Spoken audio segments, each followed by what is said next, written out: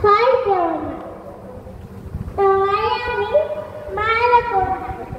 সত্যি বলছি, তোমার সঙ্গে কুস্তি করে পারবো না। মনটা আমার ভারী নরম, তাই আমার রাখতে নেই। তোমায় আমি চিবিয়ে খাবো এমন আমার হাত।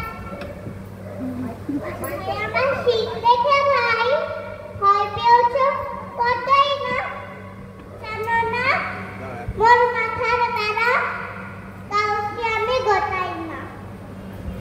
এসো এসো,